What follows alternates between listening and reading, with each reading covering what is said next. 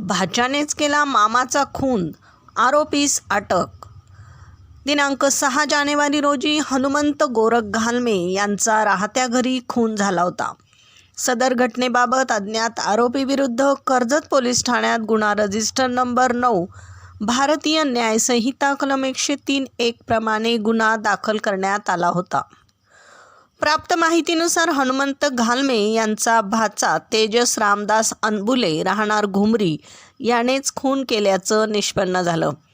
दरम्यान मामावर बरेच कर्ज असल्याने ते भाच्याकडून पैशाची मागणी सतत करत असल्याने त्याने मयत घालमे यांच्या डोक्यात टणक वस्तू मारून खून केल्याची कबुली दिली आहे।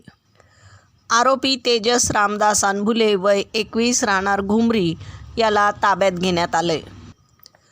सदरची कारवाई पोलीस अधीक्षक सोमनाथ घारगे यांच्या सूचना आणि मार्गदर्शनाखाली अप्पर पोलीस अधीक्षक वैभव कलुबर्मे, पोलीस निरीक्षक किरणकुमार कबाडी, समीर अभंग, हृदय घोडके, दीपक घाटगर, लक्ष्मण खोकले, भीमराज खरसे, गणेश लपडे, फुरकान शेख, श्यामसुंदर जाधव, भाऊसाहेब काळे, अमोल कोतकर, मनोज साखरे, प्रशांत राठोड, अर्जुन बडे, चंद्रकांत कुसळकर, भाग्यश्री बिटे, ज्योती शिंदे यांच्या पथकाने केली आहे।